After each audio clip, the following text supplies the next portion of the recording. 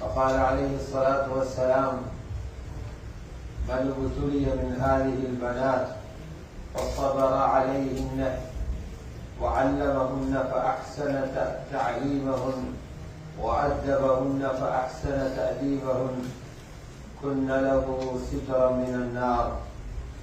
وقال عليه الصلاة والسلام: الإيمان 70 شعبة أعلاها قول لا إله إلا الله وأدناها إماطة الأذى عن الطريق والحياء شعبة من الإيمان أو كما قال عليه الصلاة والسلام. கண்ணியத்துக்குரிய உலமாக்களே, பெரியார்களே, சகோதரர்களே, தாய்மார்களே, சகோதரிகளே,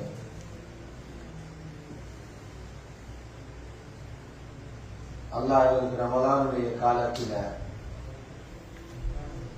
நல்ல விஷயங்களுக்கு கூடுதலாக நேரம் கொடுக்கிற ஒரு வாய்ப்பை தான் அடுத்த காலங்களில் நேரம் எடுக்க இல்லாதவர்களும் ரமலான்ல நேரம் எடுக்கிறார். சகோதரர்களே, பெரியார்களே, நாங்க ஏன் தீனுடைய விஷயங்களை பேசணும்னா இந்த பேசக்கூடிய விஷயங்களால்தான் மக்களோட வாழ்க்கையில கெட்டவைகள் மறைந்து நல்லவைகள் உண்டாகும். நீங்க எந்த ஒரு நல்ல காரியத்தை செஞ்சாலும் பாருங்க, தாவத் ஒன்று இல்லாம அந்த நல்ல காரியத்தை யாரும் செய்யல. நீங்க ஒரு நல்ல ஒரு வேலையை நினைச்சு செஞ்சீங்க, உதாரணத்துக்கு ஒரு ஆள் நீங்க ஒரு நல்ல வேலை செஞ்சார், குர்ஆன்ல ஒரு பக்கம் ஓதினார், தஸ்பீஹ் செஞ்சார், அல்லது ஒரு சதகாவை கொடுத்தார், அவர் யாரையோ படிச்சுப்பார். குறைஞ்சது சின்ன வயசுல உமா கிட்டையாவது படிச்சுப்பார், அல்லது ஒரு புத்தகத்துல படிச்சுப்பார், குர்ஆன் மதரசால படிச்சுப்பார், எங்கேயோ ஒரு இடத்துல குத்துபாவை போன இடத்துல இமாம் சொன்னதை கேட்டு படிச்சுப்பார், அல்லது ரேடியோவுல போனதை கேட்டிப்பார், அல்லது வாட்ஸ்அப்ல அது வந்திருக்கும். இன்னொருத்தரால அந்த தாவத்து வராம அமல் வாரதுங்கிறது சிறப்பு. அதனாலதான் முதாக்கரா செய்யப்பட்டுக் கொண்டே இருக்குது. அல்லாஹ் யாரை பொருந்திக் கொள்றாங்களோ அவங்களுக்கு ஏற்றுக்கொண்ட மனசை கொடுப்பான். கண்ணியமான பெரியார்களே, சகோதரர்களே, தாய்மார்களே, சகோதரிகளே, ரமலான்ல எங்களோட வாழ்க்கையில இருக்கிற பாரங்களை பற்றி சிந்திக்கும். ஒவ்வொருத்தருக்கும் எல்லாம் பாரங்கள், அமானிதங்களை குறித்து உலகத்துக்கு அனுப்புகிறார். அதுல ஆகப்பெரிய ஒரு பாரம், ஆகப்பெரிய ஒரு அமானிதம் தான் அல்லாஹ் எங்களை சந்திக்கிற புள்ள, எங்களோட குழந்தைகள். இந்த குழந்தைகளுக்காக யாருமே அல்லாஹ்வுக்கு காசு கொடுக்கல. யாரும் அல்லாஹ்வுக்கு டிபாசிட் கட்டி புள்ள கிடைச்ச கூட இன்னொரு கணக்கு போட்டு பேங்க்ல போட்டு அல்லது ஒட்டோவா பேங்க்ல அல்லாஹ் பாஸ் ஆகிற மாதிரி அப்படி ஒன்றுமே கொடுக்கல. அல்லாஹ் அவன் விரும்பி எங்களுக்கு தந்தான். நல்லா ஞாபகத்தில் வைங்க, உங்களுக்கு எவ்வளவு பொறுமதியான சொத்தும் பணமும் இருக்கிறோம். உங்களுக்கு உங்களோட அவசியம் தெரியும். சிலவங்க கோடீஸ்வரனா இருப்பீங்க, சிலவங்க லட்சாதிபதியா இருப்பீங்க. உங்களுக்கு இருக்கிற ஆக சிறந்த சொத்து உங்களோட கையில் இருக்கிற புள்ள. கோடான கோடியை விட உங்களோட கையில் இருக்கிற புள்ளகள் சிறந்த. அது எப்படி சொல்வேன்? உங்களோட புள்ளகள உடம்பில அல்லாஹ் பொருத்திக்கிற உறுப்புகளை பாரு. இன்னைக்கு எத்தனையோ பேர் இருக்கிறாங்க, கிட்னி பேஷண்ட் இருக்கிறாங்க, எவ்வளவோ சிரமப்பட்டுக் கொண்டிருக்கிறாங்க. ஒவ்வொரு முறையும் டயாலிசிஸ் பண்ற நேரம், அந்த ரத்தங்களை மாத்திர நேரம் சில இடங்கள் இருக்குது பிரைவேட்டா செஞ்சா பல ஆயிரம் செலவழிக்கும். ரத்தத்தை எடுத்து திருப்பி ரத்தத்தை போடுறாங்க. எவ்வளவு வேதனை அவர் இருக்கிறதால குடும்பத்துக்கு வேதனை. அந்த கிட்னிய மாத்திரதா இருந்தா எவ்வளவு பெரிய வேலை. டாக்டர் சொல்லுவாங்க ஆபத்து, அவசரமா மாத்திக்கோங்க. இங்க எல்லாம் ஃப்ரீயா கிடைச்சி பேசிடும். இலங்கையில பேசி மாத்திரதாக இருந்தா 50 லட்சத்திலிருந்து 70 லட்சம் வரைக்கும் செலவாகும். 50 லட்சத்துல இருந்து 70 லட்சம் வரைக்கும் செலவாகும். இந்த 50-70 லட்சம் கிட்னி வாங்குறதுக்குள்ள அல்ல. அப்படி வாங்குறதுக்கு எங்கேயும் கடைகளிலோ ஃபேக்டரிகளிலோ கிட்னி உற்பத்தி செய்யறது. அது அல்லாஹ் இன்னொருத்தந்த உடம்பில படைச்சிருக்கிறார். அந்த உடம்பில இருந்ததை கலட்டி இவருக்கு பொருத்துறதுக்கு தான் இது செலவு. ரப்பு இன்னொருத்தர்ல படைச்சிருக்கிற கிட்னிய கலட்டி இவர்களை பொருத்துறதுக்குள்ளது. பொருத்தின பிறகும் சொல்லுவாங்க 100க்கு 100 வேலை செய்யாது, 80 கீழே தான் வேலை செய்வாங்க. டாக்டர்மார் எவ்வளவு பேர் பாடுபடுறாங்க, எவ்வளவு டெஸ்டிங் பண்றாங்க. அவரோட கிட்னி இவருக்கு ஒத்து போகுமா என்று பாக்குறாங்க. மாத்தின பிறகு மவுத்தாக காட்டி மருந்து குடிக்கணும்னு சொல்லுவாங்க. மவுத்தாகிறவருக்கு மருந்து குடிக்கணும். எவ்வளவு வயர்கள், அதை பார்த்தாலே மூச்சு நின்றும். 6-7 மணிக்கான வைத்தியர்கள் அவரோட போராடுறாங்க. இவர் அங்கே அறுத்து வச்சிருக்கிறது, அவரை இங்கே அறுத்து வச்சிருக்கிறது, அதிலிருந்து கடட்டி இருக்கு பொறுக்கிறாங்க. சும்மா சிந்திச்சு பாருங்க. 4-5 பிள்ளை எல்லாம் அவங்களை தந்திக்கிறார். எந்த பழுதும் இல்லாம 2 கிட்னியை பூட்டினார். 9 மாசம் வயிற்றுல சுமந்திருந்த உண்மைக்கு சின்னொரு சத்தமானும் கேட்கல. கிட்னியை எங்க கொண்டு போடுறது நமக்கு தெரியாது. எத்தனை மணிக்கு மலக்கு கொண்டு பூட்டிட்டு போனாலும் தெரியாது. ஒரு சத்தம் இல்ல, ஒரு டெஸ்டிங் இல்ல. 9 மாதம் உள்ளுக்கு இருந்தா கிட்னி மட்டுமல்ல, எத்தனை உறுப்பு, ஈரல் இருக்குது, நுரையீரல் இருக்குது, மாங்காய் இருக்குது, குடல்கள் இருக்குது, நரம்புகள் இருக்குது, கண்ணை பொறுத்து இருக்கிறார், காலை பொறுத்து இருக்கிறார். வெளியில வார நேரம் ஒரு கஷ்டத்தை உணர்றாங்க. அல்லாஹ் எல்லாத்தையும் பொருத்தி கொண்டே தான். இந்த உறுப்புகள் விலை மட்டும் எதிர்பார்ப்பார். உலகத்தில் வாங்க இயலாத உறுப்புகள், தயாரிக்க இயலாத உறுப்புகள். அதனால விளங்கணும், எங்களுக்கு இருக்கக்கூடிய சொத்துக்கள்ல வீடும் காணியும் காசும் நான் ஓடுற வாகனம் உள்ள பெறுவதி அல்லாஹ் எனக்கு தந்திக்கிற புள்ளவன் பெறுவது. அதான் அல்லாஹ் சொல்றார், எங்களுக்கு அதுல பொறுமதி விலகுது இல்ல. அல்லாஹ் சொல்றார், புள்ளகளை நான் உங்களுக்கு கிஃப்ட் பண்ணிக்கிறேன்னு சொல்றேன். புள்ளகளை நான் கிஃப்ட் பண்ணிக்கிறேன்.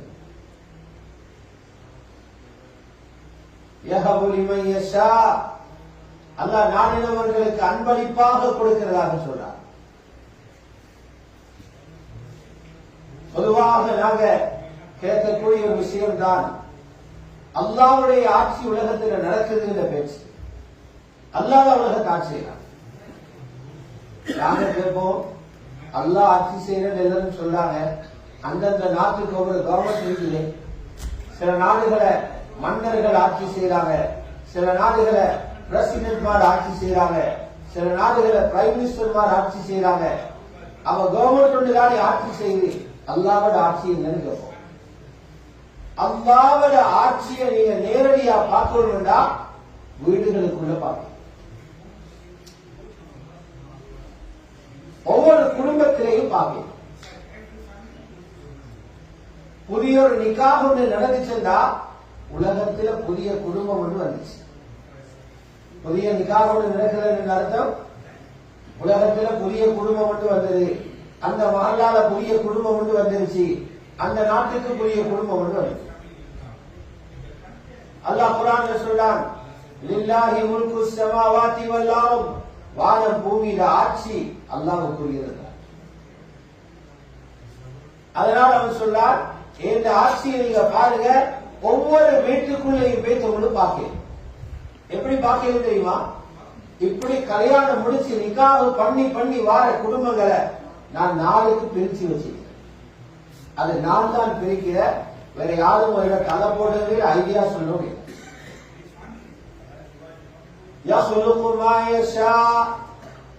அவன் தான் என்னத்தை தான் படைப்பான். முதலாவது சொல்லார், சில வீடுகள் இருக்கும் அவங்களுக்கு எல்லாமே பொம்பளை பிள்ளை. 1 2 3 4 பொம்பளை பிள்ளை கிடைச்சு கொண்டே இருக்கும். அவங்க ஆசைப்படுவாங்க, என்ன பிசினஸ் கொடுத்துட்டு போறதுக்கு ஒரு ஆம்பளை பிள்ளை கிடைக்காதா, நாளைக்கு எங்களுக்கு பின்னால எங்கட பிள்ளைன்னு காட்டுறதுக்கு ஒரு ஆம்பளை பிள்ளை இருக்காதா, குடும்பத்துல பாதங்களை சுமக்கிற ஒரு பிள்ளை இருக்காதா. அல்லாஹ் சொன்னா, நீங்க நினைச்சதுக்கு நான் தர மாட்டேன். ஏன் நம்முடைய பொம்பளை பிள்ளைங்களா எல்லாம் பொம்பளை பிள்ளை தான் தரும்.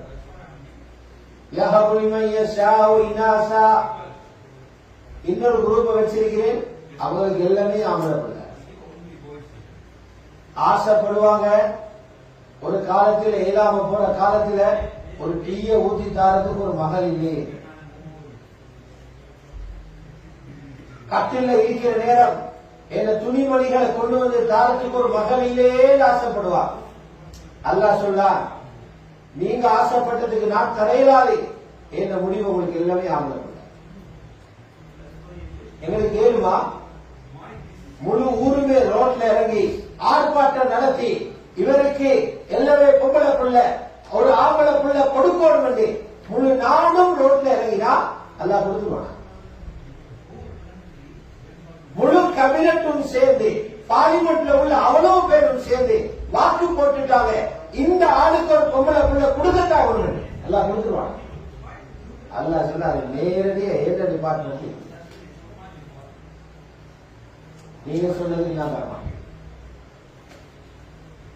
மூணாவது ஒரு குழுவை வச்சிருக்கிறார்.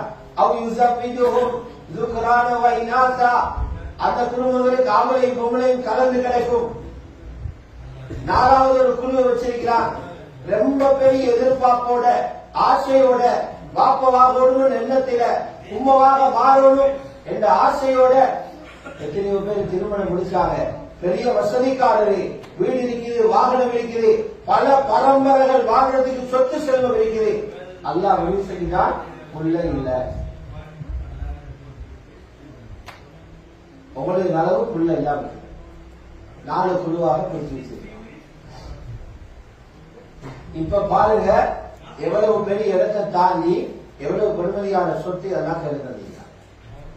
இப்ப எங்களுக்கு என்ன தெரியுமா சொல்லிக்கிறார், உங்களை நான் தெரிவு செஞ்சு உங்க 2 பேரையும் தெரிவு செஞ்சு நீங்க 2 பேரும் கல்யாணம் பண்ணினீங்க, புதிய ஒரு குடும்பத்தை உலகத்தில் உருவாக்கினீங்க. உங்க எல்லாருக்கும் உங்களுக்கு பொம்பளை பிள்ளைகளை தாரன்னு நான் முடிவு செஞ்சேன். உங்களோட வேலை என்ன தெரியுமா, இந்த பிள்ளைகளை பாதுகாத்து சொர்க்கத்தை கொண்டு வந்து சேர்க்க. எங்களுக்கு தந்திக்கு அந்த பொறுப்பும் எடுக்கும். நிறைய பேருக்கு பிள்ளைகளை பக்குவமாக வளர்க்கிறது அல்லாஹ்வுடைய கட்டளை என்று தெரியாது. தொழுகிறது அல்லாஹ்வுடைய கட்டளை என்று தெரியும், நோம்பு பிடிக்கிறது அல்லாஹ்வுடைய கட்டளை என்று தெரியும். ஆனா பிள்ளைகளை நரகத்தில் இருந்து பாதுகாக்கிற மாதிரி வளர்க்கணுங்கிறது அவங்களுக்கு தெரியாது. ஆனா புரிந்து கொள்ள வேண்டிய விஷயம் என்ன தெரியுமா, எல்லா பிள்ளைகளையும் ஒரே மாதிரி வளர்க்கலாம். இஸ்லாம் அப்படி சொல்லல. சில வீடுகள் இருக்குது, அவங்களுக்கு ஆம்பளை பிள்ளை பொம்பளை பிள்ளை 2 இருக்குது, ஒரே அகப்பையால எல்லா கறியும் போடுற மாதிரி எல்லா பிள்ளையும் ஒரே மாதிரி வளர்க்க பார்க்கலாம். இந்த வீடுகள்ல தான் பிள்ளைகள் மிஸ் ஆகும். இதை எப்பவோ சொல்லிட்டாங்க. இந்த உலகத்துல ஒரு வீணான சத்தம் ஒண்ணு இருக்கு. என்ன தெரியுமா, ஆணும் பெண்ணும் சமம். ஒரு வீணான சத்தம், அநியாயமான அர்த்தம் இல்லாத ஒரு சத்தம். இன்றைக்கு நேரத்துல ஈசா அலைஹிஸ்ஸலாத்துல உம்மா அன்றைக்கு இதை சொல்லிட்டான். ஈசா அலைஹிஸ்ஸலாத்துல தாய் இருக்கிறாங்களே ஹஜ்ரத் மரியம் அலைஹிஸ்ஸலாம் அவங்கள உம்மா அவன் நேர்ச்சி வச்சிருந்தா எனக்கு புள்ள ஆம்பளை புள்ளி வந்து கிடைச்சா மஸ்ஜிதுல் அக்ஸாவுடைய ஹிதுமத்தை கொடுக்கணும். அல்லாஹ் முடிவு செஞ்சான் பொம்பளை பிள்ளைய கொடுக்குறது. யாரு பிறந்தாங்க? மரியம் அலைஹிஸ்ஸலாம் பிறந்தாங்க. மரியம் அலைஹிஸ்ஸலாத்துல உம்மா சொன்னாங்க, யா அல்லாஹ் ஆம்பளை பிள்ளைய எதிர்பார்த்தேன், பொம்பளை பிள்ளைய கொண்டிருக்கிறார். இன்னி வகாத்துஹா உன்சா, நான் பெண் பிள்ளைய பெற்றெடுத்துக்கிறேன் சொல்லிட்டு அவர் சொன்னா, வலைஸ தக்கரு கல் உன்சா, சமமில்ல ஆம்பளை பொம்பளையும் ஒன்றல்ல. யாரு சொல்றாங்க? ஈசா அலைஹிஸ்ஸலாத்துல உம்முமா மரியம் அலைஹிஸ்ஸலாத்துடைய தாய் சொல்றாங்க, வலைஸ தக்கரு கல் உன்சா, ஆண் பெண்ணை போல அல்ல. ஆம்பளைகளுடைய முறைகள் வேற, பெண்களுடைய முறை வேற. பொம்பளை பிள்ளைகள் விரும்புறது வேற, ஆம்பளை பிள்ளைகள் விரும்புறது வேற. பொம்பளை பிள்ளைகள சாயல் வேற, ஆம்பளை பிள்ளைகள சாயல் வேற. ஆம்பளைகள் ஒன்று அடைந்து கொள்றதுக்கு முயற்சி செய்யற முறை வேற, பொம்பளை பிள்ளைகள் ஒன்றத்தை சாதிக்கிறதுக்கு அவங்க செய்யற முயற்சி வேற. வீட்டிலேயே நீங்க பாருங்க, வயர மாத்தி அடிச்ச மாதிரி தான் இருக்கும். எப்படியும் வீட்டில் இருக்கிற பொம்பளை பிள்ளைகள் வாப்பவோடு தான் ஒட்டி கொண்டிருப்பாங்க. பெண் பிள்ளைகள் வாப்பவோடு இறக்கம் கூட. ஆம்பளை பிள்ளைகளை பாத்தீங்கன்னா உம்மவோடு இறக்கம் கூட. அப்படிதான் வச்சுக்க. வாப்பட தொடர்பு, வாப்பவோட பெண் பிள்ளைகள் இறக்கம் கூட, வாப்பக்கும் பெண் பிள்ளைகளோட இறக்கம் கூட, உமக்கு ஆம்பளை பிள்ளைகளோட இறக்கம் கூட. மகன் இருப்பார். ஏன்? வாப்பவான கிடைக்க வேண்டிய தருமையா இருக்குது. இது பெண் பிள்ளைகளுக்கு அதிகம். பெண் பிள்ளைகளுடைய முழுமையான பாதுகாப்பை அல்லாஹ் வாப்பட கையில் வச்சு. உம்மை பார்த்தாலும் சில விஷயங்கள்ல வாப்பட கண்ட்ரோல் இருக்கிறதான் இருக்கிறான். வாப்பட பாதுகாப்பு தேவை. வீட்டுக்கு வெளியில போறா வாப்பட கண்காணிப்பு தேவை, மஹரம் தேவை, வாப்பாட்ட அனுமதி தேவை. நிக்காஹில ஒரு மாப்பிள்ளையை முடிவு செய்யறதுக்கு வாப்பட உதவி தேவை. ஒரு பெண்ணுக்கு நினைச்ச உடனே இவர்தான் இந்த கணவர் என்று முடிவு செய்ய இயலாது. அவ விரும்பினாலும் 50% அவருக்கு உரிமை, 50% வாப்ப சேரணும். ஏன் காரணம்? பெண்கள் ஆசைக்கும் ஆசை காட்டினா டக்குன்னு அதுல மாட்டிடுவாங்க. சுரோர்கள் உணர்வுகளை தூண்டிவிட்டா பொதுவா பெண்கள தங்க அப்படியே மயங்கி மாட்டிடுவாங்க. இதனால பல சம்பவங்கள் நாங்கள் கேள்விப்பட்டிருக்கிறோம், படிச்சிருக்கிறோம், பார்த்திருக்கிறோம். பெரிய குடும்பம், ஆனா பாப்பட கார் டிரைவரா இருந்தவரோட மகள் போயிட்டு, பாப்பா ஊர்ல பெரிய ஹாஜியார், பாப்பா பெரிய வசதிக்காரன், மகள் யாரோட ஓடிட்டா பாப்பட டிரைவிங் செய்த டிரைவரோட. புத்தி இல்லாதவல்ல, படிக்காதவல்ல, சில நேரம் யூனிவர்சிட்டிக்கு போனவங்களும் இருக்குது, பெரிய பெரிய தகமைகள் அடைஞ்சவங்களும் இருக்குது. ஏண்டா அந்த டிரைவர் காட்டின ஆசையில மாட்டிக்கொண்டுட்டான். அதனால ரப்புக்கு தெரியும் ஆண்களை எப்படி நான் படைச்சிருக்கிறேன், அவங்களுக்கு என்ன தன்மையை கொடுத்திருக்கிறேன், பெண்களை எப்படி படைச்சிருக்கிறேன், அவங்களுக்கு என்ன தன்மையை கொடுத்திருக்கிறேன். அதனால சொல்லியிருக்கிறார், நீங்க பெண்களுக்கு ஒரு கணவரை முடிவு செய்யற நேரம் அவரை பொறுப்புதாரியான வலியும் சேர்ந்துதான் தீர்மானிக்கும்.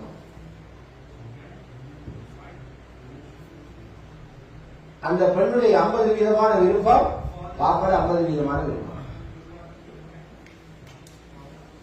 ஆகவே என்ன சொல்ல வரும் என்றா, ஆணும் பெண்ணும் எல்லா விஷயத்திலையும் சமம் இல்லை.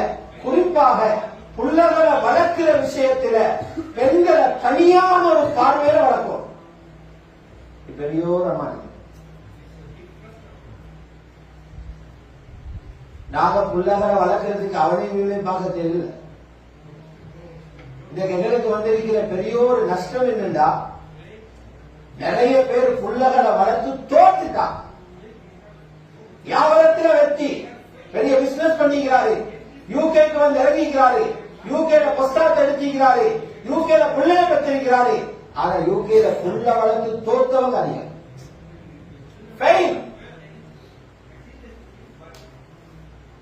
தோத்து போய்த்துட்டாங்க. காரணம் என்ன தெரியுமா? புள்ள வளர்க்கிற அடுத்தவனை பார்த்து. நிறைய பேர் புள்ள வளர்க்கிறாங்க அடுத்தவனை பார்த்து. தாத்தா புள்ள வளர்க்கிற தங்கச்ச பார்த்து, தங்கச்சி புள்ள வளர்க்கிற தாத்தாவை பார்த்து, நான புள்ள வளர்க்கிற தம்பியை பார்த்து, இந்த வீட்டுக்காரர் புள்ள வளர்க்கிற அவனை பார்த்து, இந்த கூட்டாளி புள்ள வளர்க்கிற அந்த கூட்டாளியை பார்த்து. இஸ்லாம் சொல்லுது, எவனையும் பார்க்காதீங்க, ரசூலுல்லாஹ்வை பாருங்க. தொழுகையை போயிட்டு ஆலிமுண்ட படிச்ச மாதிரி அல்லாஹ் என்ன பொம்பளை பள்ளியோட நம்பிக்கிற அவங்க எப்படி வளர்க்கணும் போய் படிச்சு எந்த வாப்பவோ அது படிச்சுக்கலாம். நோம்பு வார நேரம் நோம்புடைய சட்டத்தை கேட்கிறவரே, ஜக்காத்து கொடுக்கிறவர் ஜக்காத்து சட்டத்தை கேட்கிறவரே, வுதுவுடைய சட்டத்தை படிக்கிறவரே, குளிப்புடைய சட்டத்தை படிக்கிறவரே, யாராவது போயிட்டு ஒரு ஆலிமிட்டிருந்து மேலான ரசூலுல்லாஹ் புள்ளகளை வளர்த்து உலகத்தில் வெற்றி கண்ட ஒரு தலைவர், அவரை போல இந்த பிள்ளையை வளர்க்கணுமே படிச்சுக்கிறேன். அல்லாஹ் அதனால்தான் குர்ஆன்ல சொல்றார், நீங்க ரசூலுல்லாஹ்வை பின்பற்றுங்க.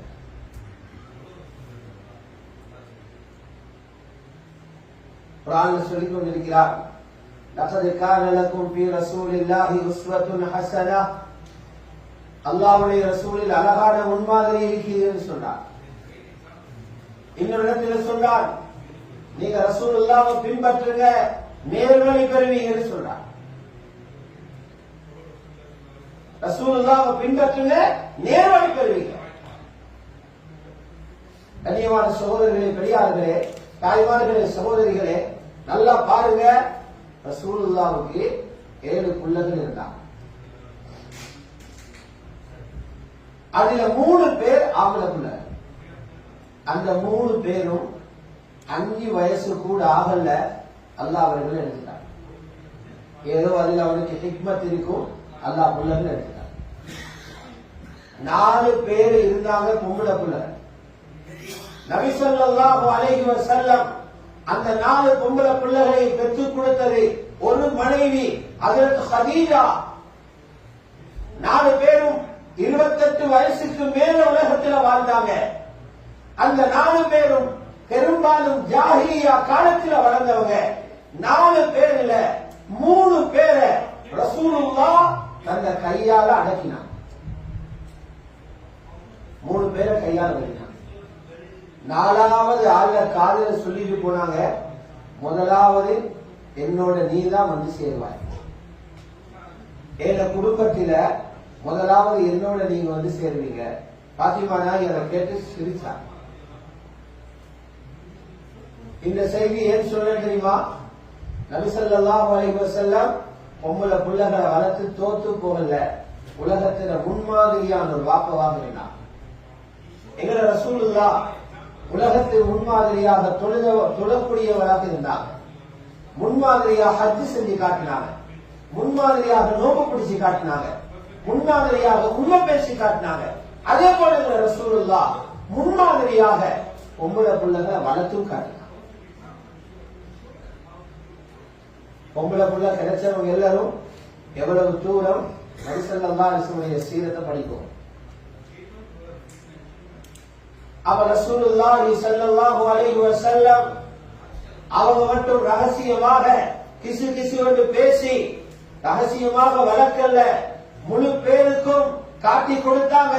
பொம்பளை புள்ள வளர்க்கிறவங்க இப்படி வளர்க்கு. அவங்களுக்கு அதுக்கு ஒரு சிலபஸ் இருந்துச்சு. எங்களோட சிலபஸ் என்னன்னா, புள்ளகளை அப்படியே விட்டு வச்சிருக்கு. பிறந்து 3-4 மாசம் ஆகிற நேரம் பிள்ளைங்க கையில போன். முதலாவது தர்பியத் கொடுக்கிற போன் தான். உங்களோட காலத்து என்னடா, பிள்ளைக்கு பால் கொடுக்கிறதுக்கும் போன் வரும். கார்ட்டூன் பார்த்தா தானா பிள்ளை பால் இறங்கும், கார்ட்டூன் பார்த்தா தானா சாப்பாடு இறங்கும். தர்பியத் கொடுக்கிற உண்மை வரல, உண்மைக்கு சோம்பர, உண்மைக்கு போன கிண்டி கொண்டு இருக்கணும். உமக்கு வேறொரு தொடர்பில் இருக்கணும், உமக்கு வெளியில சுற்றி கொண்டு இருக்கணும். பிள்ளையோட இருந்து பொறுமையாக இருந்து நேரத்தை கொடுக்க அவர் தயார் இல்லை. அதனால அவர் கொடுத்து வச்சுட்டு அவருக்கு பதிலாக போனை கொடுத்து வச்சிருக்குது.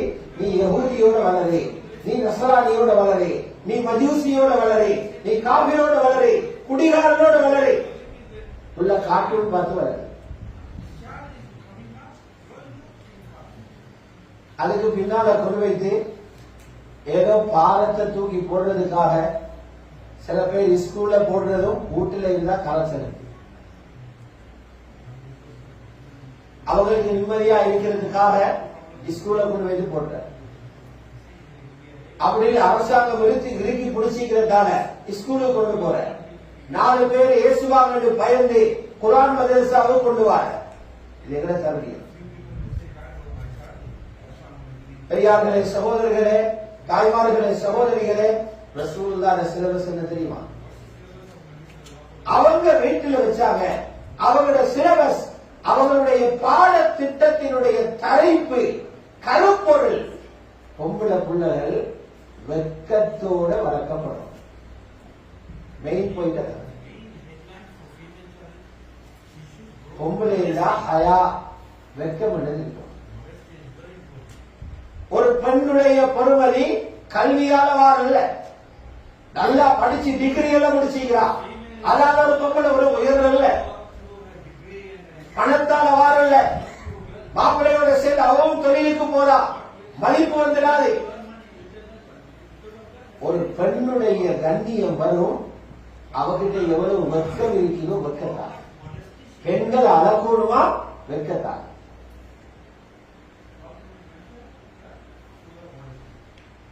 இதைத்தான் நபி ஸல்லல்லாஹு அலைஹி வஸல்லம் பிள்ளைகளுக்கு கொடுத்தாங்க.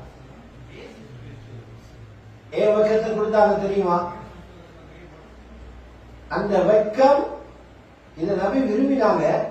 அவங்களோட எல்லா மகன்மார்கள், அவங்களோட மனைவிமார்கள், அவ்வளவு பேரிடத்திலையும் இந்த வெட்கம் என்ற உடுப்பால அவங்களோட பிள்ளைகள் மூடி இருக்கணும்னு விரும்பினாங்க. அதனால ரசூலுல்லாஹ் பிள்ளைகள பேச்சிலையும் வெட்கம் தெரிஞ்சிச்சு, ரசூலுல்லாஹ் பிள்ளைகள செருப்பிலையும் வெட்கம் தெரிஞ்சிச்சு, ரசூலுல்லாஹ் பிள்ளைகள உடுப்பிலையும் வெட்கம் தெரிஞ்சிச்சு, ரசூலுல்லாஹ்வுடைய பிள்ளைகள சிந்தனையிலே வெட்கம் தெரிஞ்சிச்சு. வெட்கத்தால நிரப்பப்பட்டவர்களாக வந்தார். நான் இன்னைக்கு அப்படியே விரும்புறோம், எங்களோட பிள்ளைகள் மீடியால வரணும். பாப்பா காசு 4 பேரோட வந்து ஸ்டேஜில் ஏறி கூத்து காட்டணும். அவங்க நினைக்கிறாங்க இதுதான் போவட்டா, சமூகத்தில் முன்னுக்கு ஆகணுமா, நீ வெட்கத்தை கலட்டி வச்சுட்டு முன்னுக்கு வா. ரசூலுல்லாஹ் ஒன்றும் விரும்புறாங்க, அதுக்கு நேர மூமினான வாப்ப விரும்புறாரு. ரசூலுல்லாஹ் ஒன்றும் விரும்புறாங்க, அதுக்கு நேர் மாற்றமாக உம்ம விரும்புறாண்டா எப்படி சொர்க்கத்துள்ள பிள்ளைகள் சொர்க்கத்துக்கு எப்படி தயாராக?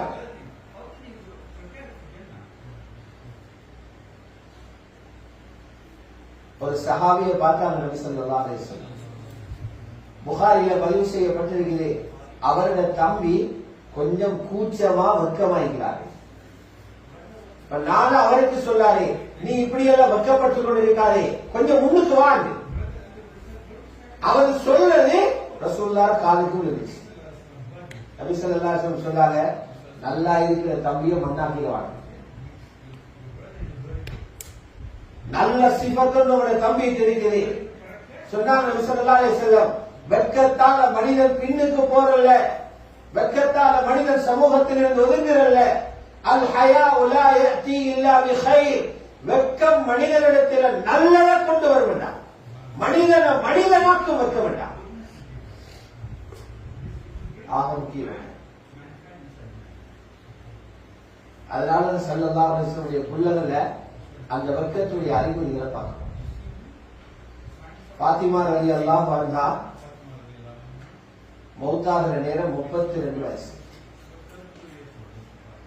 சில வரலாற்று ஆசிரியர்கள் எழுதுறாங்க 29 வருஷத்துல மூத்தாங்க. அதுக்கு முன்னால எவ்வளவு இளமையோட துடிப்போடு இந்திக்கும் சுந்தரமான தாரீഖில் எழுதுறாங்க, ரோட்ல இறங்கி போனா பாத்திமா ரலியல்லாஹு அன்ஹா 70 வயசு கிழவி நடக்கிற மாதிரி நடக்கிறாங்க. ரோட்ல நடந்தா விளங்குமா? 70 வயது கிழவியோடு போற மாதிரி. ஏன்? கால் கைகள் நோய் அல்ல, நடக்கிறதுக்கு சீவன் இல்லாமல் அல்ல, தைரியமாக திமிர் பிடிச்ச நடக்க தெரியாமல் அல்ல, ஆண்களை போல நெஞ்ச தள்ளி கொண்டு போக தெரியாமல் அல்ல. ஏன் நடையால பல பேர் ஜினா செஞ்சிடப்படாது. நான் இப்படி நடந்தா பல பேர் பின்னால என்ன பார்ப்பாங்க, என்ன நடைய பார்ப்பாங்க, என்ன காலனிய பார்ப்பாங்க. ஒரு இளம் பெண் போரான்னு சொல்லி விளங்கிக் கொள்வாங்க. அந்த வெட்கம் இந்த கேவலமான நடையிலிருந்து அதன் பாத்திமாவை பாதுகாக்கும். இது ரசூலுல்லாஹ் வீட்டில கொடுக்கப்பட்ட தர்பியத். பல கட்டங்களை உங்களுக்கு சொன்னதுக்கு இன்னொரு நாள் கணவர் வாராங்க, அலி ரலியல்லாஹு தஆலா சொன்னாங்க, பாத்திமா வீட்டுல வேலையெல்லாம் நீங்க தனியே செய்வீங்க. எங்களை பெண்கள் செய்வாங்க, தனியே செஞ்சாலே எத்தனையோ கோசா, நான் தான் எல்லாம் செய்யறேன். கடமைன்னு நான் சொல்லல, அதுக்கு எத்தனையோ சண்டை. பத்ரில தொடங்கி ஹைபர்ல முடியும். நான் தான் சாப்பாடு ஆக்குற, நான் தான் உடுப்பு கழுகிற, நான் தான் அதை பார்க்கணும், நான் தான் இதை பார்க்கணும். ஏன் இதெல்லாம் பாரமாகுறா? எடுக்க வேண்டிய நம்ம உள்ளுக்கு எடுக்காததால அவங்க பாக்குறாங்க, ஆம்பளை சிபத்தை எடுத்துக்கொண்டு அவங்களும் ரோட்ல குதிக்கிறது. அதுல அலிக்கே கவலை வருது. அவமைக்கு முறை இல்ல, எனக்கு கஷ்டமா இருக்குதுன்னு சொல்லல, எல்லா வேலையும் அவர்தான் செய்யறாங்க. அதில் பாத்திமா பார்த்து சொன்னாங்க, நீங்க தனியே எல்லா வேலையும் செய்றீங்க, எனக்கே மனசுக்கு பாரமாயிருக்குது. உங்களோட வாப்பா கிட்ட அடிமைகள் கொண்டு வரப்பட்டிருக்கிறாங்க, நீங்க போயிட்டு கொஞ்சம் சொன்னா வாப்போட அடிமைகள் தருவாங்க, உங்களோட வேலைகளோட பழுக்கள் கஷ்டங்கள் குறைஞ்சு விட்டாங்க. புகாரி ஷரீஃப் இந்த ரிவாயத்தில் பாத்திமா ரலியல்லாஹு அன்ஹா வாப்பாவும் பார்க்க போறாங்க. பக்கத்துல பள்ளி பார்க்க போறாங்க. அங்க போனா நபி அலைஹிஸ்ஸலாத்து வஸ்ஸலாம் சஹாபாக்களோட கதைச்சு கொண்டு இருக்கிறார். சஹாபாக்களோட பேசிக்கொண்டு இருக்கிறார். எங்களோட புள்ள எங்களை கண்டா பிடிக்கும், பர்தாவோட போறா, ஃபுல்லா மூடிக்கொண்டு போறா, பர்தாவோட தானே போறேன்னு 2 பேருக்கு நடுவால போந்து டடான்னு பேசுவா. இதுதான் நாங்க வளர்த்திக்கிற புள்ள, இதுதான் நாங்க பிள்ளைகளுக்கு கொடுத்திருக்கிற வர்க்கம். ரசூலுல்லாஹ்வுடைய மகள் தூரத்தில் இருந்து பார்க்கிறா, அந்த இடம் நான் போயிட்டு பேசுறதுக்குள்ள இடம் அல்ல, திரும்பி வந்துட்டான். அலி ரலியல்லாஹு சொன்னாங்க, ராவு நாங்க தூங்கவும் போயிட்டு கதவையும் மூடிட்டோம். அப்பதான் ரசூல் ஸல்லல்லாஹு அலைஹி வஸல்லம் வந்து கதவை தட்டிக்கொண்டு வந்து சொன்னாங்க, மகள் நீங்க வந்துட்டு போற தவறானிச்சு, வேலை பழுவால் எனக்கு வர கிடைக்கல, ஏன் வந்தீங்க கேட்கிறான். ரசூலுல்லாஹி ஸல்லல்லாஹு அலைஹி வஸல்லம் புள்ளகள் வளர்த்தவங்க ஹயாத்தோட இருக்கிற நேரம் மட்டுமல்ல சகோதரர்களே, மௌத்தானத்துக்கு மௌத்தாகிற கட்டத்திலையும் அந்த பெண்கள் வெக்கத்தோடு தான் இருந்தாங்க. இன்னைக்கு நாங்க வெக்கப்படணும். இன்னைக்கு இருக்கிற வாப்பமார், இன்னைக்கு இருக்கிற உம்மமார் பொம்பளை பிள்ளைங்க அப்படியே கொண்டு ஸ்டேஜில் ஏற்ற போறாங்க, கிரவுண்ட்ல இறக்கி பார்த்து சந்தோஷப்படுறாங்க, மீடியாவில் வார்த்தை பார்த்து சந்தோஷப்படுறாங்க.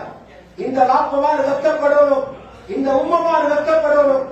முஸ்லிம் என்று பேர் வச்சுக்கொண்டு அல்லாவுக்கு மாற்றமான வேலையை ஏன் மகன் செய்தத இவனும் பெருமதியான உறுப்புகளை பொருத்தி அல்லாஹ் என்ன தெரிவு செய்து கிஃப்டாக தந்து நரகத்திலிருந்து இந்த பிள்ளையை பாதுகாப்பு என்று தந்த பிறகு நரகம் போற இந்த வேலையை கண்டு நான் சிரிக்கிறேனே, நான் மனிதனாக யோசிப்போம்,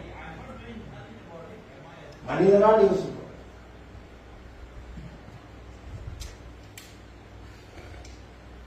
அதனாலதான்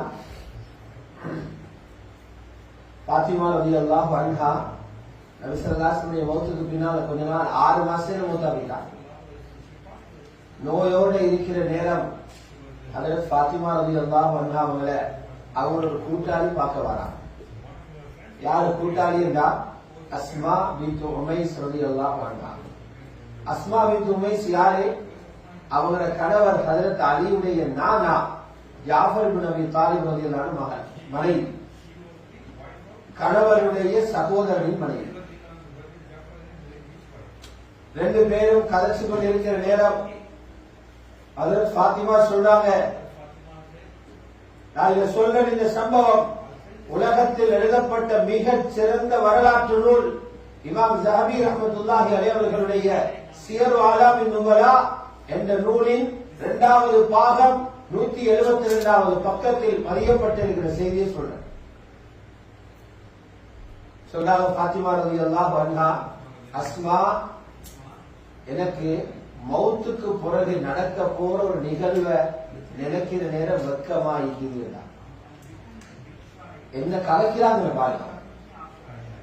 ஃப்ரெண்ட்மார்கள் சேர்ந்து, நண்பர்கள் சேர்ந்து, நண்பிகள் 2 பேரும் சேர்ந்து எதை பேசுறாங்க? ரசூலுல்லாஹ் மகன் சொல்றா, எனக்கு மௌத்துக்கு பிறகு நடக்க போற பார்த்து வெக்கமா வருகிறா. அவ கேட்டா மௌத்துக்கு பிறகு வெக்கப்படவில்லை. ஃபாத்திமா ரலியல்லாஹு அன்ஹா சொன்னாங்க, நாங்க மௌத்தான உடனே குளிப்பாட்டி கஃன் செய்வாங்க. கஃனோட புடவதானி அப்படி சுற்றுவாங்க. அதுக்கு பின்னால மையத்து கட்டில தூக்கி வைப்பாங்க. நாங்க இலங்கையில இது போன்ற இடங்கள்ல சந்தூக்க வச்சு ஜனாதா கொண்டு போறோம். அப்படியே உள்ளால வச்சு மேலால கட்டொன்ன போட்டு அதுக்கு பின்னால புடவையால மூடி மையத்து தென்படாது. சவுதி போனவங்களுக்கு தெரியும், ஹரத்துல ஜனாதா கொண்டு வைப்பாங்க. அப்படி தட்டல்ல போட்டு மூடுறாங்க. கஃனோடு அப்படி கொண்டு வச்சிருவாங்க. அரபியில நாஷ் என்று சொல்றது மையத்து கட்டில். கஃனுக்கு மேலால கொளுத்தாலா, கட்டையான ஆளா, மெல்லிய ஆளா பார்த்து கொண்டிருக்கு.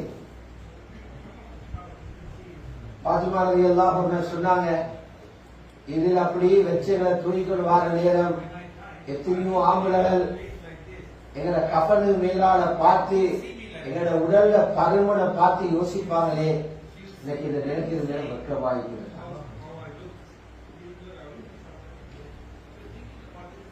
அஸ்மா பின்த் உமைஸ் சொல்றா, நான் என் கணவரோட ஹபஷாவுக்கு ஹிஜ்ரத் போயிட்டிருந்தேன் முந்தி. அங்க ஒரு வித்தியாசமான முறையில ஜனாசாக்கள் அடக்கிறத பார்த்தேன், சந்தூக்குல வச்சு அடக்கிறத பார்த்தேன், பிடவையால அப்படி ஒரு செஞ்சு காட்டினாங்க. ஃபாத்திமா ரலியல்லாஹு அன்ஹா சொல்றா, அஸ்மா, உங்களுக்கு முன்னால நான் மௌத்தானா இது போல ஒரு சந்தூக்கு ஏற்பாடு செஞ்சு அதுல என்ன அடக்கம் செய்யறதுக்குரிய ஒழுங்கு செய்யற பொறுப்பை நீங்க எடுக்கிறீங்களான்னு கேட்டாங்க. அஸ்மா ரலியல்லாஹு அன்ஹா அப்படி நடக்கும்னா நான் பொறுப்பெடுக்க தயார் என்றாங்க. அதில் ஃபாத்திமா ரலியல்லாஹு அன்ஹா சந்தோஷத்துல சொல்றாங்க, சதரகில்லாஹு கமா சதர்தினி, அன்னி ஆண்கள பார்வையில இருந்து என்ன மறைக்கிறதுக்கு நீங்க உதவி செஞ்சதை போல அல்லாஹ் உங்களோட குறைகளை மறைக்கட்டும். ரசூலுல்லாஹ் மகன் சொர்க்கத்தை போற பாதையில சொர்க்கத்துடைய தலைவியாக நாளைக்கு திகழ போற அந்த பெண்மணி, அந்த அந்தஸ்து அல்லாஹ்விடத்துல குறைந்திடப்படாது. கபரு வரைக்கும் தான் எங்களுக்கு சொல்லப்பட்டிருக்கிறது. கபரு வரைக்கும் அன்னி ஆண்களுடைய கண்ணில் இருந்து என்ன மறைச்சு கொண்டு போகணும். வாப்பட கவலை அது, மகள் அது போல இருக்கணும். இமாம் ஸஹபி ரஹ்மத்துல்லாஹி அலைஹி இந்த சம்பவத்தை பதிவு செஞ்சு கீழா எழுதுறாங்க, மதீனாவுடைய வரலாற்றில முதலாக வித்தியாசமான சந்தூக்கில் அடக்கம் செய்யப்பட்ட ஒரு ஜனாசாண்டா அதுல ஃபாத்திமா ஜனாசா. அவங்க ரெக்கார்ட் வச்சாங்க 100 மீட்டர் ஓடி அல்ல, அவங்க ரெக்கார்ட் வச்சாங்க சாம்பியன் கப் எடுத்தல்ல, அவங்க ரெக்கார்ட் வச்சாங்க ஃபர்தால, அவங்க ரெக்கார்ட் வச்சாங்க வெட்கத்தில. அந்த சொர்க்கத்துக்குரியவங்க அல்லாஹ்விடத்தில் எடுபட்டார்கள். நபி ஸல்லல்லாஹு அலைஹி வஸல்லம் சொன்னாங்க, ஆம்பளைகள் நிறைய பேரு தீனில முயற்சி செஞ்சு பெரிய இடத்தை அடைஞ்சிக்கிறாங்க. பெண்கள்ல குறைவுதான். பெண்கள பலகீனம் தீனில முன்னுக்கு போறது போறது. புகாரியே ஹதீஸ் இருக்குது, கமுல மினர் ரிஜாலி கதீரூன், ஆண்கள் அதிகமான பேரு காமிலான அந்தஸ்து அடைஞ்சிருக்கிறாங்க. ஆனா வலம் யக்முல் மினன் நிசா, பெண்கள் அப்படி காமிலாகல்ல. 4 பேர் காமிலாகி இருக்கிறாங்க. ஒன்று ஹஜ்ரத் மரியம் பின்த் இம்ரான், ஈசா அலைஹிஸ்ஸலாத்துல உம்மா. இரண்டாவது யாரு? என்ற மனைவி ஹதீஜத்துல் குப்ரா. மூணாவது என்ற மனைவி ஹஜ்ரத் ஆயிஷா. நாலாவது என்ற மகள் ஃபாத்திமா. ஈமான்ல முழுமையடைஞ்ச 4 பேர்ல 3 பேரு எங்க ரசூலுல்லாஹ். எங்க பெண்களும் அவங்களுக்கு பொறுப்பா இருக்கிற உள்ளவங்களுக்கு பொறுப்பா இருக்கிறவங்க யோசிக்கணும். நாளைய கபூரில் இருந்து இன்னும் கொஞ்ச நாளையில எல்லாரும் எழுப்புவோம். எங்க எல்லாரையும் குரூப் பண்ணுவாங்க இவங்களோட தான். இந்த உம்மத் எல்லாத்தையும் ஒரு இடத்துக்கு எடுப்பாங்க. எங்கட பெண்கள் போயிட்டு யாருக்கு சலாம் சொல்லணும்? அதற்கு ஃபாத்திமா சொர்க்கத்துல தலை சலாம் செல்ற லெவல்ல என் மகளை வளர்த்துட்டீங்களான்னு உம்மா பாப்பா பார்த்துக்கோங்க. ஹஜ்ரத் ஆயிஷாவோட, ஹஜ்ரத் ஹதீஜாவோட, ஹஜ்ரத் ஃபாத்திமாவோட சலாம் சொல்ல நிலைமையில என் மகள் இருக்கிறாவா? அந்த லெவல்ல வளர்த்திருக்கிறேன். அஜீப் அவங்கள பார்த்தா முஸன்னஃப் இப்னு அபீ ஷைபா நூல்ல பதிவு செய்யப்படுது. ஆயிஷா ரலியல்லாஹு அன்ஹா சொல்றாங்க, இந்த ரூம்ல இந்த வீட்டுல தான் எங்க கணவர் ஜனாஸா அடக்கப்பட்டுச்சு. ரசூலுல்லாஹ்வுடைய ஜனாஸா அடக்கினது ஆயிஷா நாயகியோட வீட்டுல. அப்ப நான் என்ன செய்வேன்? முந்தான இல்லாம போவோம் வருவேன். கபரில் இருக்கிற மாப்பிள்ளை தான். கொஞ்ச நாளையில எங்க வாப்பாவை கொண்டு அடக்கினான் அபூபக்கர் ரலியல்லாஹு அன்ஹு. அப்பவும் நான் முந்தான இல்லாம போவன், பரிதா இல்லாம போவோம் வருவன். எங்க கணவரும் என்ன வாப்போம். இன்னும் கொஞ்ச காலத்துக்கு பின்னால ஹஜ்ரத் உமரை கொண்டு வந்து அடக்கினான். ஹஜ்ரத் உமர் ரலியல்லாஹு அன்ஹு எனக்கு மஹரம் இல்ல, அஜ்னபி, எனக்கு திருமணம் முடிக்கிறதுக்கு ஹராமாக்கப்பட்டவர் இல்ல, அனுமதிக்கப்பட்டவர். எப்ப ஹஜ்ரத் உமர் அடக்கப்பட்டாங்களோ பரிதா இல்லாம அந்த ரூமுக்கு தான் போறேன். ஹஜ்ரத் உமர் பூமிக்கு மேல நிற்கிறார் இல்ல, ஹஜ்ரத் உமர் கபருடைய மண்ணுக்கு மறைஞ்சிருக்கிறார். அந்த இடத்துக்கு போறதுக்கு ஹஜ்ரத் ஆயிஷா பயப்படுறாங்கடா, வெட்கப்படுறாங்கடா. அவங்களுக்கு கொடுக்கப்பட்டிருந்த படிப்பு நினைப்பாங்க. இதெல்லாம் நாங்க செய்யாததாலதான் எங்களை கையை கடிக்கிறது. எல்லாரும் தோட்டிங்க. அப்ப இந்த வெக்கம் எப்படி வரும்? வெக்கம் இருக்குதே, புக்குகளை வாசித்து வாருல. வெக்கம் வரணும் ஈமானோட சேர்ந்து. ஈமான் அதிகரிக்க அதிகரிக்க வெக்கமும் சேர்ந்து வரும். ஈமானுடைய பேச்சுகளை கேட்க வைக்கணும். நல்ல மனிதர்களோட உட்கார வைக்கணும். நல்லவர்களோட அடிக்கடி புலங்க விடணும். நல்ல செய்திகளை பேய்த்து வீட்டுல சொல்லணும். நல்ல சிந்தனைகளை பிள்ளைகளை கொடுக்கணும். இப்ப ஈமான் வளரும். ஈமான் எந்த சைஸோ பெண்கள் அதே சைஸுக்கு வைக்க.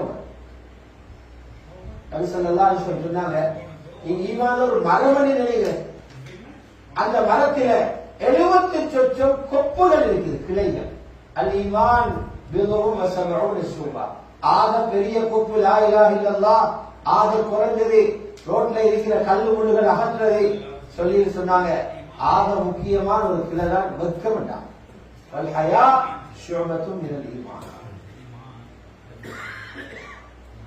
இத புள்ளகளை கொடுக்கிற முறை எப்படி தெரியுமா? நாங்க புள்ளகளை கொடுக்கிற தட்டு கொடுன்னு சொல்லி ஏசி அடிச்சு அலட்டி அப்படி கொடுக்கிறது. ரசூலுல்லாஹி ஸல்லல்லாஹு அலைஹி வஸல்லம் கொடுத்தாங்க, இரக்கத்தால கொடுத்தாங்க. அவங்க புள்ளகளை காட்டின இரக்கம் இருக்குதே, எனக்கு ஒரு வாபத்தும் காட்டுகிறார். நாங்க எப்படி வச்சிருக்கிறோம்டா, அதிகமான பெற்றோர்கள் ஆக சின்ன வயசுல இரக்கம், கொஞ்சம் வயது வளர்ந்து வார நேரம் புள்ளகளை தள்ளி வைக்கிறோம். வாப்பட ரெஸ்பெக்ட், வாப்பட உடுப்பு மடங்கிடும், வாப்பட அந்தஸ்து, வாப்பட புழக்கம், வாப்பட கூட்டாளிமார் புள்ளகளில் நம்மளை தூரமாக.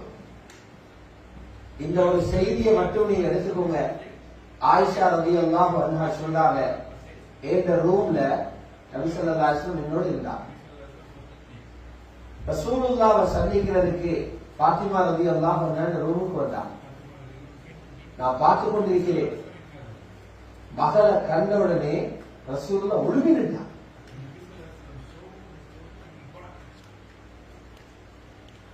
சின்ன பிள்ளை இல்ல, நிக்காஹ் முடிச்சு பிள்ளைகளோட இருக்கிற மகள் காம இலைஹா ஒழுங்கினாங்க. மர்ஹபா பிப்னதி மர்ஹபன் பிப்னதி, மகள் வாங்கேன்னு கூப்பிடுறாங்க. இப்படி ஒரு இறக்க வீந்தா வாப்பட தீன் எடுக்க மாட்டாங்க.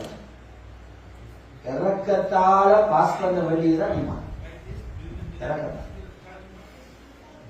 வரலாறு என்ன சொல்லுதா, நபி அலைஹிஸ்ஸலாத்து வஸ்ஸலாம் மதீனாவிலிருந்து பயணங்கள் போறதா கடைசியா மகளை சந்திச்சு முத்தம் கொடுத்து போவாங்க. கடைசியா போனேன் மதீனாவுக்கு திரும்பி வந்தா முதலாவது பள்ளிவாசலுக்கு வந்து தொழுது பள்ளியில இருக்கிறவங்களை சந்திச்சுட்டு குடும்பத்தில மனைவிமார்களை சந்திக்க போக முதல்ல மகளை போயிட்டு சந்திச்சுதான் மனைவிமாரை சந்திக்க போக நெருப்பு. ஆக இந்த முறையில இந்த அமைப்புகள்ல எங்கட பிள்ளைகளை வளர்க்கணும்னு சொன்னா அல்லாஹ்வுடைய நேசர்களாக வருவாங்க. முதல்ல புரிஞ்சு கொள்ளணும், நாங்க எங்கட பிள்ளைகள் எதிர முன்னேறத பார்த்து சந்தோஷப்படும். இன்னைக்கு எல்லாருக்கும் சந்தோஷம், துனியாவில் எங்கட பிள்ளை முன்னேறுதா, துனியாவுடைய ஒரு விஷயத்துல முன்னேறுதா எல்லாரும் பாராட்டுறாங்க, எல்லாரும் சந்தோஷப்படுறாங்க, எல்லாரும் லைக் கொடுக்கிறாங்க, எல்லாரும் கை தட்டுறாங்க.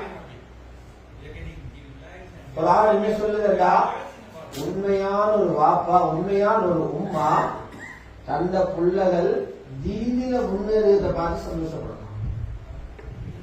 வல்லதீன யகூலூன ரப்பனா ஹப் லனா மின் அஸ்வாஜினா வ ذُرِّيَّاتِنَا قُرَّةَ அயுன். யா அல்லாஹ், எங்க மனைவிமார்களை எங்க பிள்ளைகளை பார்க்கிறதுக்கு சந்தோஷமாக கண்குளிர்ச்சியாக. கதாதா ரஹ்மத்துல்லாஹி அலைஹி அவர்களுடைய தஃசீர் வந்திருக்குது. எதுல சந்தோஷம் தெரியுமா, எங்க மனைவியும் பிள்ளைகளும் மார்க்க விஷயத்துல முன்னேறத பார்த்து எனக்கு சந்தோஷம் வரும். அப்படி கண்களாக என்ன கண்ணாகும். ஆகவே உங்களுக்கு மேலோட்டமாக ஒரு சப்ஜெக்ட் சொன்ன, ரசூலுல்லாஹ்வோட வீட்டில இருந்த கருப்பொருள், அவங்க பிள்ளைகளை வளர்த்த மூல மந்திரம் வெக்கம் என்கிறத பாதுகாத்து பிள்ளைகளை வளர்த்தாங்க. அதுக்கு வெளியே போக உடல்ல அந்த வலையிலே வச்சு கொண்டாங்க. சொர்க்கத்து தலைவிகளாக உலகத்திலிருந்து வெளியேற்றி வச்சாங்க. இது போல நாங்களும் இந்த ரமலானுடைய காலத்துல சிந்தனைகள் உள்ளங்கள் விரிவுபட்டிருக்கிற இந்த காலத்துல கொஞ்சம் கவனம் எடுத்து தஹஜ்ஜுதுல துஆ செய்து இஃப்தாரை முன்னால துஆ செஞ்சு ஒரு முயற்சியை செய்வோம் என்றா அல்லாஹ் எங்களோட பரம்பரையிலே பெரிய மாற்றத்தை உண்டாகும். வல்லவன் அல்லாஹ் சுப்ஹானஹு வ தஆலா எங்கள் அனைவர்களையும் கபூல் செய்வாராக. எங்கள் அனைவர்களுக்கும் தந்திருக்கிற பொறுப்புகளை சரிவர நிறைவேற்றுவதற்கும் அல்லாஹ் கிருபை செய்தருள்வானாக. وآخر دعوانا أن الحمد لله رب العالمين.